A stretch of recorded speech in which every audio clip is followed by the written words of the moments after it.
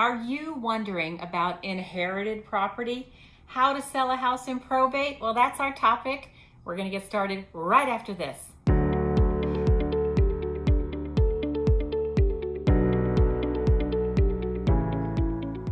Hi, I'm Kim. Welcome back to my channel. If you're new here, I am a real estate broker in San Diego, California, and an expert at helping executors, administrators, and trustees with homes in probate or trust administration. So let's get started talking about inherited property, how to sell a house in probate. You might also be considering keeping the property as a rental, so we'll discuss that also. Inheriting property, while it might have the unpleasant effect of someone that you care for passing away, it can be the beginning of building a real estate portfolio. Finding yourself as a property owner could be considered a bit of a windfall, and having some gratitude for your loved one leaving a piece of property for you to consider whether to rent or to sell. If you choose to rent it, you could begin to be making some money every month once you go through the whole process to get it ready for rent. And this would be without the upfront investment that is typically needed to buy a piece of property. But first, you'll need to consider how to make money with this gift that your loved one has left behind for you. And you have two main options here: to sell it or to rent it out. Of course, both options can be profitable. There is no exact right answer on whether you should keep the property or sell the property. It all depends upon the numbers. I'm going to explain on how to analyze the property to come up with what your best scenario would be. That way you can make a truly informed decision. We're going to deep dive into the pros or the cons of whether to sell or to rent the property. And we'll start out with the pros and cons of renting a house. Here is what you can expect when you become a landlord, especially if you're a landlord from far away, because many homes here in San Diego, the beneficiaries do not live in California, and so then you would be renting a piece of property long distance. It's possible to do, and you're going to want to figure out if that is the right thing for you. So the pros: you'll be earning rental income on a recurring basis.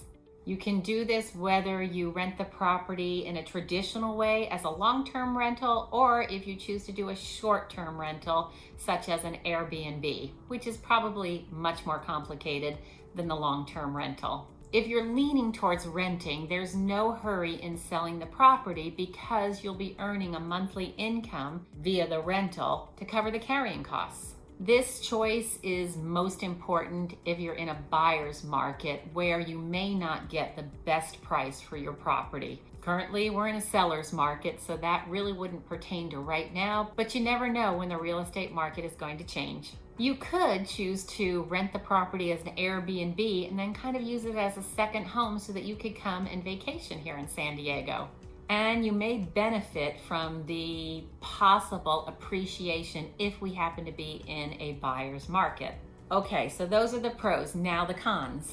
As a property owner myself, a landlord, I know that owning a rental property can take up some of your free time. If the property, like I shared earlier, is far away from where you live, as the landlord, you're going to need to hire a property management company, which would take some of the profits to pay that property management company. Another thing to consider is the property may need some repairs in order to put it into a good condition to get the best tenant and to be able to rent out the property.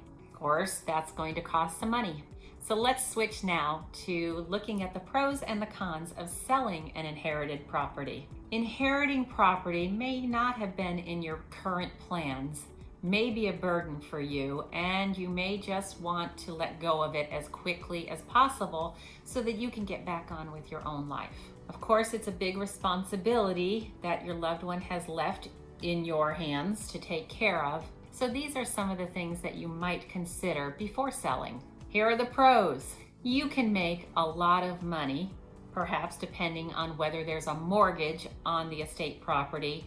I actually have another video on my YouTube channel specifically about selling a home with a mortgage. But if there isn't a mortgage, you could make a lot of money by selling during a seller's market. Our market right now is a strong seller's market here in San Diego. There would be no reason to continue to deal with the property as if you were renting it out, and you won't have to spend any time dealing with tenants if you choose to sell.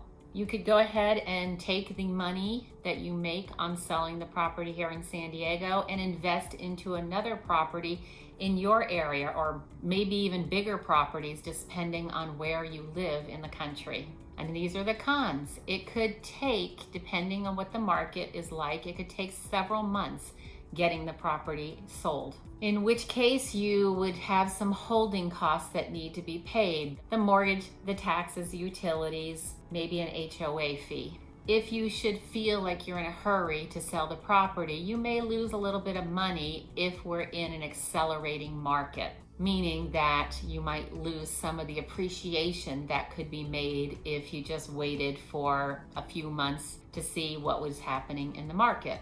And in some places, and in some cases, having a property as a rental instead of selling it could be more profitable in the long run. The other thing to consider is that if you have an emotional attachment to the property, you may feel somewhat that you're betraying your loved one by selling the property. Now, inheriting property is very serious. It could be a lucrative real estate opportunity, and you should make an informed decision based on the data, the facts.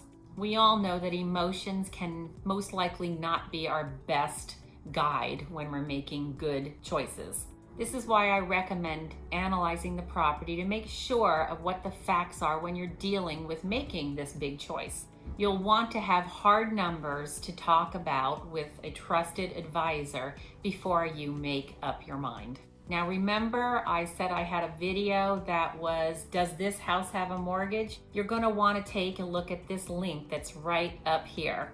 Now, if you're thinking more about the rental aspect of things, you're going to want to do a rental property analysis. This means evaluating the rental's ability for a good income. It will involve listing all the expenses that you would be incurring each month, or one time, like, fixing the property up expenses. You're going to want to put that into your analysis. And you're going to want to see if the rental price, you're going to crunch those numbers to see if the rental price covers what it would cost to fix up the property and the monthly expenses. Of course, you want to have a positive cash flow from that rental because, as I know as a property owner, things need to be fixed up from time to time. I have a tenant that's moving out, and when I went over there to take my first look at the property before they moved out, I'm going to have to put new carpet into that property, and that will probably cost somewhere between $2,500 and $3,000 in order to put the property back into the rental condition that it needs to be in for the next tenant. So those are things you need to think about.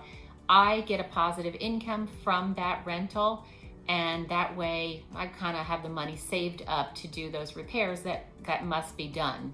The one thing you don't want to do in most cases is not earn a positive cash flow and can keep the investment property. You don't want it to be a drain on your lifestyle. So how will you know what the property can rent for? How will you have an idea of what it costs to carry it each month? And how much you can actually charge for rent and then minus those expenses. What I do is I go through rental listings, either on, I hate to say it, but Zillow or Craigslist, to see what things are renting for here in the San Diego area, in that particular area where the property is. I will know what the size of your property is, the amenities, how it compares to these other rentals. I'll have a good idea about your property taxes, if you have an HOA, a homeowners association fee, what the mortgage is. I can help you with a spreadsheet to show you what it's going to cost for you to own that property each month. We'll have a good idea of what the property would rent for, and then a good idea of what it costs to put the property in a rental condition that will get you the best tenants. We'll compile all this information and then we can talk about it. I'll have all the data for you, or you can do it yourself so that you can really look at the facts and know whether it's a good idea to consider keeping the property as a rental. When you're considering keeping a property as a rental, you're going to want to look at what your payback period is for the items that you need to do in order to put the property into rental condition. also. This would simply be knowing what the number is approximately and determining how many months or years it will take to get that money back in order to have your initial output of funds back. And now you're really earning a rental income that is above what your expenses are. So if all the numbers work out and you feel that you're up to having a rental, then my recommendation is keep the property. Find a great property management company if you don't live in the area.